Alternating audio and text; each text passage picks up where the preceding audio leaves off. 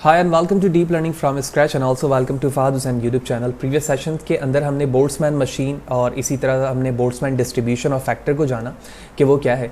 इस सेशन के अंदर हम बोल्ट्जमैन से मूव होते हुए आगे की जानिब जाएंगे और रिस्ट्रिक्टेड बोल्ट्जमैन के पहले आर्किटेक्चर को डिस्कस करेंगे, उसके बाद उसकी वर्किंग की तरफ समझेंगे कि एक्चुअली वो किस तरह से वर्क कर रहा होता है और वो किस तरह से अपने आप को डिस्टिंग्विश करता है एक सिंपल बोल्ट्जमैन मशीन से। लेकिन उससे पहले बताते चलूँ कि इससे रिलेटेड जितने भी वीडियोज़ हैं वो मेरे यूट्यूब चैनल पर मौजूद हैं। आप डायरेक्टली यूट्यूब पर आने के बाद फहद हुसैन CS के जरिए से मुझे सर्च कर सकते हैं और उसके बाद आप मेरे YouTube चैनल पे जाएंगे और इसके बाद इसके प्लेलिस्ट पे जाने के बाद वो तमाम वीडियोस आप फैसिलिटेट हो सकते हैं जो मैं डे टू डे अपलोड करता रहता हूँ। इसके अलावा जो भी प्रेजेंटेशन स्लाइड होती है या फिर इसी तरह जो कोड सेशन करवा रहा होता हूँ वो तमाम चीज़ें फ्रीली अवेलेबल है मेरे ब्लॉग पर। आप गूगल पर जाके फहद हुसैन CS से मुझे सर्च कर सकते हैं, फहद हुसैन CS blogspot.com। इस पर क्लिक करने के बाद आप मेरे ब्लॉग पर आएंगे और यहाँ पर एक सेपरेट टैब है डीप लर्निंग का, जिस पर क्लिक करने के बाद आप तमाम कोड या फिर स्लाइड सेशन जो भी होता है वो आप क्लिक टू डाउनलोड करके उसे फैसिलिटेट हो सकते हैं। Back to work.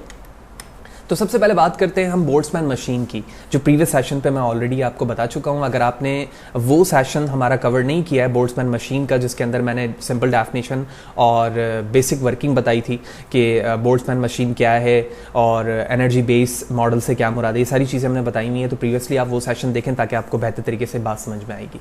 तो बोल्ट्जमैन मशीन के अंदर सबसे इंपॉर्टेंट चीज़ ये थी कि जो हमारा इनपुट और हिडन नोड्स थे वो आपस में ना सिर्फ कनेक्टेड थे बल्कि स्पेसिफिकली जो इनपुट नोड था वो भी आपस में कनेक्टेड था और जो आउटपुट नोड था, sorry about that, hidden node जो था हमारा वो भी आपस में इंटरकनेक्टेड था, जिसकी वजह से इन फ्यूचर अगर मैं कोई नोड्स का इजाफा करना चाहूँ, फॉर एग्जांपल अगर मैं इस नोड के अंदर ये जो हमारा बेसिक बोल्ट्जमैन मशीन का आर्किटेक्चर है इसके अंदर अब मैं एक नोड को इंक्रीज करना चाहूँ तो आप एक नोड की वजह से देखेंगे कि बहुत सारे नोड्स के अंदर जो हमारे ग्राफिकल विजुअलाइजेशन है वो डिस्टर्ब होने लगेगा। यानी मैं आसान लफ्जों में ये कह सकता हूँ कि सिर्फ एक नोड के इजाफा करने से जो नोड्स पे जो इफेक्ट आया वो प्रोपोर्शनल आया दूसरे नोड्स के मुकाबले में। यानी ना सिर्फ ये नोड इससे कनेक्ट होगा बल्कि फिर ये नोड इसके साथ आ जाएगा और इसके अलावा ये तमाम नोड्स भी इससे डायरेक्शन के साथ जाके क्या होने लगेंगे, कनेक्ट होने लगेंगे। जिसकी वजह से देखा गया कि जब हम बोल्ट्जमैन मशीन के अंदर किसी काम को इंक्रीज या डिक्रीज कर रहे होते हैं तो उसकी वजह से कॉम्प्लेक्सिटी काफ़ी ज़्यादा आती है। लिहाजा साइंटिस्ट ने एक दूसरे आर्किटेक्चर को डिज़ाइन करने की कोशिश की जिसको हम रिस्ट्रिक्टेड बोल्ट्जमैन कहते हैं और वहाँ पर चेंजेस क्या की गई कि जो हमारे इनपुट और आउटपुट नोड आपस में कनेक्टेड थे उस कनेक्शन को ख़त्म कर दिया गया। यानी ये जो नोड्स हैं हमारे पास इनमें जो आपस में कनेक्शन था वो नोड्स को ख़त्म कर दिया गया, ठीक है।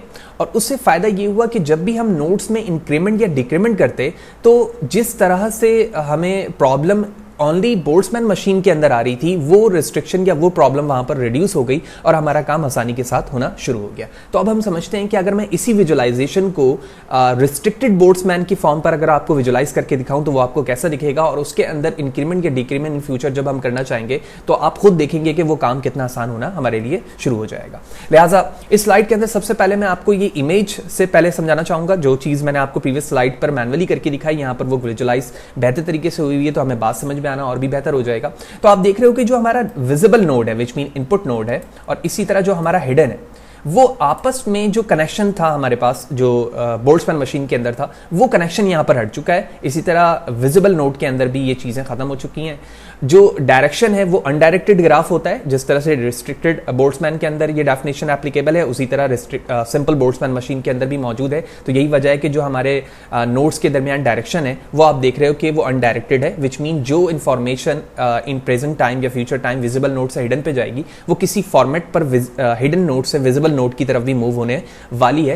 ये किस तरह से वर्क करता है ये सारी चीजें हम जैसे जैसे आगे जाते रहेंगे वो बात समझ में आएगी। तो डेफिनेशन के रिस्पेक्ट से अब हम समझते हैं कि रिस्ट्रिक्टेड बोल्ट्जमैन क्या है। विजुअलाइजेशन के रिस्पेक्ट से मैं आपको बता चुका हूं। तो स्लाइड पे बताया जाता है कि as like a Boltzmann machine a restricted Boltzmann machine is a generative stochastic artificial neural network that learn a probability distribution over its set of the input। यानी हम सिंपल बोल्ट्जमैन मशीन से ये बात जानते हैं कि ये एक जनरेटिव और स्टोकेस्टिक मॉडल है। बिल्कुल इसी तरह से रिस्ट्रिक्टेड भी हमारा जो रिस्ट्रिक्टेड बोल्ट्जमैन है वो भी जनरेटिव एंड स्टोकेस्टिक मॉडल है और ये प्रोबेबिलिटी बेस्ड वर्क कर रहा होता है जिस तरह से एनर्जी बेस्ड मॉडल के हवाले से मैं प्रीवियस सेशन पे भी बता चुका हूँ और एक इनपुट सेट पर बेस कर रहा होगा।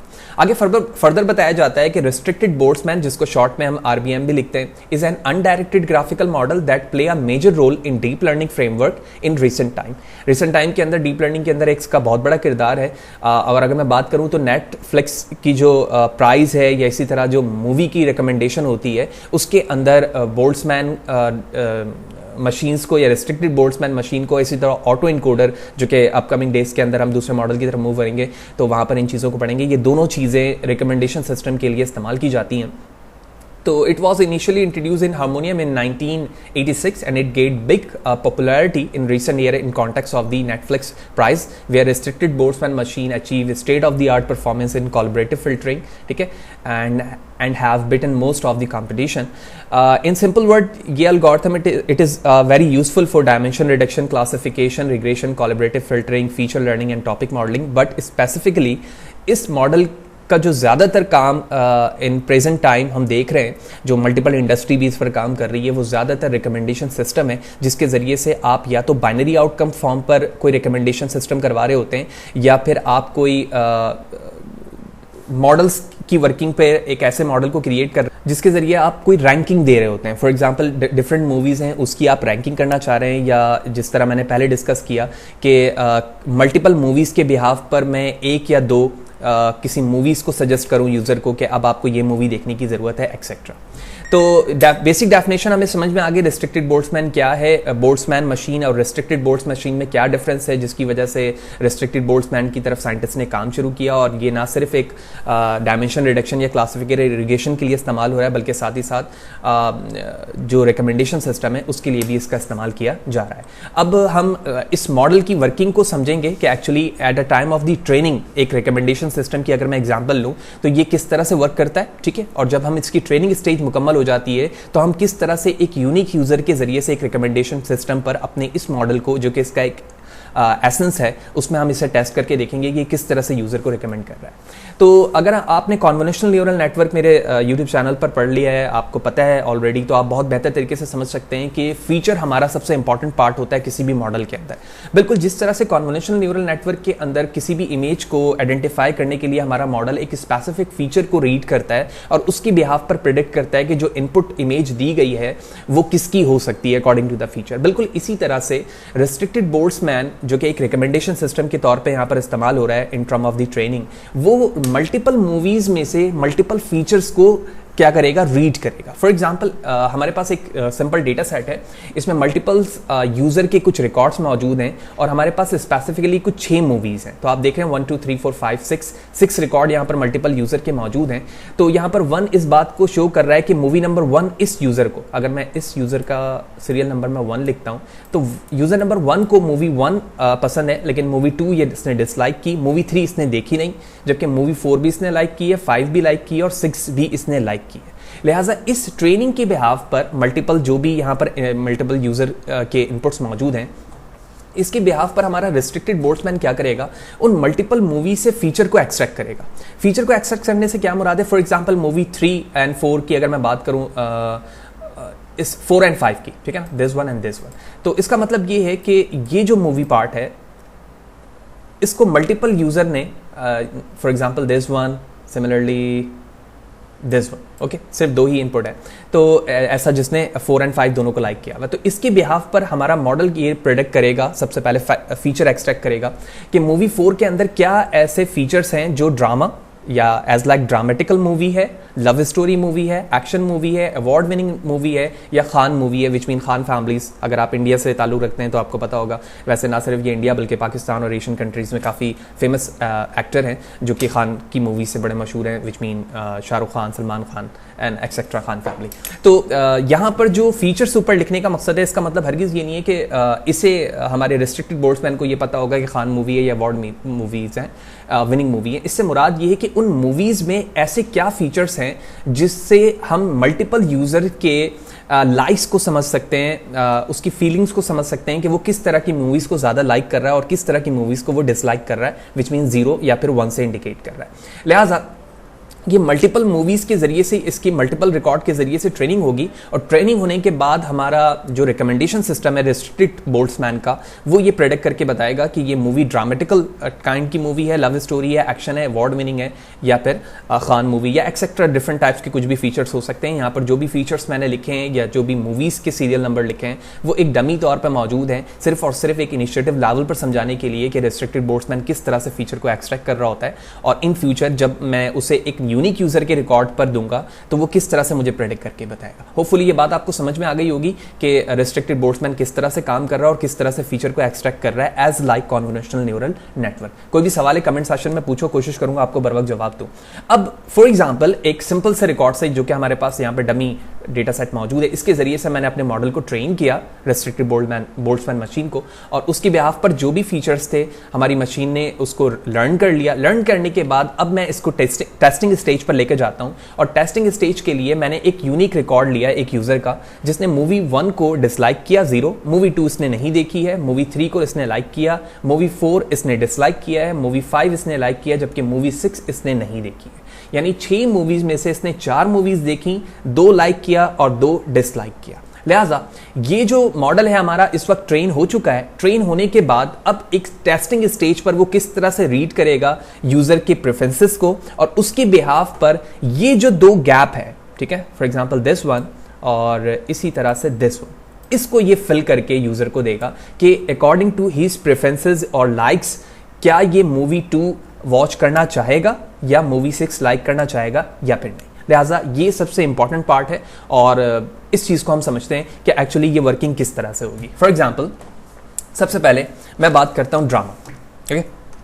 तो ड्रामा रिलेटेड जो मूवीज है उसमें मूवी नंबर 3 दिस वन, तो मैं एक आर्ट डिजाइन करता हूं, ये ड्रामेटिकल मूवी है, और इसी तरह मूवी नंबर 5, ठीक है, तो मूवी नंबर 5 ड्रामेटिकल मूवी है। लिहाजा दोनों ही मूवीज को यूजर ने लाइक किया हुआ है, लिहाजा इस इनपुट के बिहाफ पर, ठीक है, जो हमारा मूवी नंबर 3 और 5 पर यूजर की प्रेफरेंसेस हैं, इसके मुताबिक जो हमारा ये हिडन नोड है ये यहाँ पर लाइट अप हो जाएगा, विच मीन ये एक्टिवेट हो जाएगा, ठीक है। एक्टिवेट से यहाँ पर मुराद ये है कि इस मूवी की प्रेफरेंसेस यूजर के पास है, ठीक है। लिहाजा इसका मतलब ये हुआ कि इस यूजर को dramatical kind of the movies ज्यादा पसंद है। लिहाजा दूसरी मूवीज हमारे पास आती है लव स्टोरी की। लव स्टोरी की मूवीज देखी जाए तो हमारे पास मूवी नंबर 1 और मूवी नंबर 4, ठीक है, ये दोनों लव स्टोरी हैं और आप देख रहे हैं कि इस यूजर को मूवी नंबर 1 भी इसने डिसलाइक किया हुआ, 4 भी डिसलाइक किया हुआ। लिहाजा इस इंफॉर्मेशन के बिहाफ पर मैं कह सकता हूं कि जो लव स्टोरी वाले नोट्स हैं इसमें जो फीचर्स हैं ये डीएक्टिवेट होगा, ठीक है। डीएक्टिवेट से मुराद ये है कि ये एक्टिवेट नहीं होगा क्योंकि ये यूजर के प्रेफरेंसेस पे बियॉन्ड जा रहा है। सिमिलरली एक्शन मूवी, अगर मैं एक्शन मूवी की बात करता हूं तो एक्शन मूवी हमारे पास मूवी नंबर 5 है, ठीक है, क्योंकि मूवी नंबर 5 ना सिर्फ एक्शन मूवीज क्रिएट करती है बल्कि साथ ही साथ ये ड्रामेटिकल मूवीज में भी मौजूद है। लिहाजा इस बिहाफ पर जो हमारे पास एक्शन हिडन स्टेट है जो फीचर को रिटेन करता है ये इस वक्त एक्टिवेट हो जाएगा, ठीक है। क्यों एक्टिवेट होगा? क्योंकि यूजर की प्रेफरेंस में ये लाइक्स पे मौजूद है। सिमिलरली अवार्ड विनिंग की बात करूं तो अवार्ड विनिंग मूवीज में हमारे पास movie number 3 and movie number 5 है। वाज़ेह रहे कि यहां पर जो भी मैं टेस्टिंग स्टेज पर या ट्रेनिंग स्टेज पर आपको बता रहा हूं कि मूवी नंबर 3 या मूवी नंबर 5 यहां पर ये है या ये है, ये सारी चीजें एजम्पशन के फॉर्म पर मौजूद है। आप चाहें तो यहां पर कुछ रियल लाइफ मूवीज के नाम भी लिख सकते हैं। मैंने लिखना बेहतर नहीं समझा, मैंने डमी तौर पर यहां पर मूवीज 1, 2, 3 और 4 लिख दिए, लेकिन मैंने एट्रीब्यूट पे इसलिए बताया ताकि आप इन मूवीज के हवाले से जानते होंगे जो लव स्टोरी एक्शन मूवीज या अवार्ड विनिंग मूवीज होती हैं, ताकि ये बात समझना आपके लिए आसान हो। लिहाजा अवार्ड विनिंग मूवीज के अंदर जो हमारे पास मूवीज मौजूद हैं वो मूवी नंबर 3 है और इसी तरह मूवी नंबर 5 है, ठीक है। यानी ये 2 मूवीज हैं। ऑल्दो मूवीज नंबर 3 ना सिर्फ ड्रामेटिकल मूवीज थी बल्कि साथ ही साथ अब ये अवार्ड विनिंग मूवी भी है। फॉर एग्जांपल कोई एनुअल अवार्ड्स हैं उसमें ये मूवी विन कर चुकी है, तो ये इसके एक इंपॉर्टेंट फीचर में से एक है। इसी तरह मूवी नंबर 5 में हमने देखा ना सिर्फ ये एक्शन मूवी है बल्कि साथ ही साथ ये ड्रामेटिकल मूवीज भी है और इस वक्त इस एक्शन के मुताबिक या इस फीचर के मुताबिक ये अवार्ड विनिंग मूवी भी है। लिहाजा इस एतबार से मैं कह सकता हूं कि ये जो एट्रीब्यूट है हमारा फीचर हमारा एक्टिवेट हो जाएगा। इसके बाद जो हमारे पास एक्टिवेट होने के बाद जो दूसरा हिडन स्टेट है लास्ट, वो है खान मूवीज का। तो इस वक्त हमारे पास इस यूजर के प्रेफरेंसेस के मुताबिक सिर्फ और सिर्फ एक मूवी है जो खान मूवीज़ के फॉर्म पर है, जिसने इसको डिसलाइक किया हुआ है वो है मूवी नंबर 4। लिहाजा मूवी नंबर 4 की इस इंफॉर्मेशन के मुताबिक हमारा ये एट्रीब्यूट या ये हिडन स्टेट इस वक्त डीएक्टिवेट हो जाएगा। लिहाजा इस एतबार से मैं कह सकता हूं कि हमारे पास जो इंफॉर्मेशन इस यूज़र के रिस्पेक्ट से आई है उसमें से 3 हमारे वो एक्शंस हैं या वो एट्रीब्यूट हैं जो इस वक्त एक्टिवेटेड हैं और 2 वो हैं जो कि डीएक्टिवेटेड हैं। लिहाजा हमारी ट्रेनिंग स्टेज की इंफॉर्मेशन इस वक्त हमारे मॉडल पे जा चुकी है और अब हमारा फन पार्ट स्टार्ट होता है, वो है रिकमेंड करने का। ठीक है, लिहाजा रिकमेंडेशन पे जाने के लिए हम सबसे पहले ये देखेंगे कि मूवी नंबर 2 और मूवी नंबर 6 की वो क्या इंफॉर्मेशन है जो यूजर से मैचअप हो रही है। ठीक है, लिहाजा अभी हम चेक करेंगे सबसे पहले कि क्या मूवी 2 जो है जो यूजर ने नहीं देखी है क्या वो ड्रामेटिकल मूवी है। नहीं भाई, वो ड्रामेटिकल मूवी नहीं है। ओके, ऑल्दो जो इसका नोट था वो इस वक्त लाइटिंग स्टेज पर है, विच मीन ये एक्टिवेटेड है, यूजर की प्रेफरेंसेस में मौजूद है। ओके, उसके बाद बारी आती है लव स्टोरी। क्या ये मूवी नंबर 2 लव स्टोरी है? बिल्कुल ये लव स्टोरी है, लेकिन ये यूजर के जो प्रेफरेंसेस हैं लाइक्स में नहीं मौजूद है। लिहाजा ये नोड इस वक्त अपनी इंफॉर्मेशन को यहां ले आएगा। ठीक है, इसके बाद हम चेक करेंगे क्या ये एक्शन मूवी है। नहीं, ये एक्शन मूवी नहीं है, तो लिहाजा यहां पे भी मैंने क्रॉस लगा दिया। इसके बाद देखेंगे क्या अवार्ड विनिंग मूवी है। नहीं है ये, हालांकि ये जो दोनों नोट्स थे ये दोनों यूजर के लिए एक्टिवेटेड थे, लिहाजा ये दोनों ही इस वक्त मूवी की इंफॉर्मेशन में मौजूद नहीं है, हमने इसके ऊपर एंड कर दिया। इसी तरह क्या ये खान की मूवी है? बिल्कुल नहीं है, तो लिहाजा ये इंफॉर्मेशन भी यहाँ पे क्रॉस हो गई। लिहाजा यूजर के प्रेफरेंसेस के मुताबिक जो इंफॉर्मेशन लव स्टोरी की इसे मिली है वो यूजर के लाइक्स में मौजूद नहीं है, लिहाजा हमारा मॉडल इस यूजर को सजेस्ट करेगा कि ये मूवी आप ना देखें, जिसको मैंने 0 से प्रेडिक्ट कर दिया। ठीक है, अब बारी आती है मूवी नंबर 6 की। मूवी नंबर 6 को हम इंफॉर्मेशन यूजर की देखेंगे, क्या ये ड्रामेटिकल मूवी है? जी हाँ, ये ड्रामेटिकल मूवी है। मैं मार्कर चेंज कर लेता हूं प्रेडिक्ट के लिए ताकि समझना हमारे लिए आसान हो। तो मैंने मार्कर चेंज कर लिया है। ड्रामेटिकल मूवी की इंफॉर्मेशन इस नोट के पास गई। क्या ये लव स्टोरी मूवी है? जी हाँ, ये भी लव स्टोरी मूवी है, एज लाइक मूवी नंबर 2। ये भी एक्टिवेटेड इंफॉर्मेशन, इसकी इंफॉर्मेशन भी गई। एक्शन मूवी है? बिल्कुल एक्शन मूवी भी है। अवार्ड विनिंग मूवी है? बिल्कुल है। लेकिन क्या खान मूवी है? नहीं, इसकी इंफॉर्मेशन बहुत लेस है, यानी जो नोट्स पे वेट की क्वांटिटी है वो काफ़ी माइनर सी है, लिहाजा इसकी इंफॉर्मेशन यहाँ पे नहीं आई। लिहाजा अगर मैं इंफॉर्मेशन के फ्लो को देखूं तो सबसे पहली जो इंफॉर्मेशन ड्रामेटिकल आई वो हमारा एक्टिवेटेड नोट है, जो सेकंड आई वो डीएक्टिवेटेड है, थर्ड आई एक्टिवेटेड, फोर्थ आई एक्टिवेटेड, यानी 3 हमारे एक्टिवेटेड नोट की इंफॉर्मेशन आई और 1 ऐसे नोट की इंफॉर्मेशन आई जो डीएक्टिवेटेड है। लिहाजा इस प्रोबेबिलिस्टिक और जनरेटेड काइंड की इंफॉर्मेशन के मुताबिक हमारा मॉडल इस मूवी 6 की प्रेफरेंसेस को 1 से रिप्रेजेंट करेगा, यानी वो सजेस्ट करेगा यूजर को कि ये मूवी यूजर को देखनी चाहिए।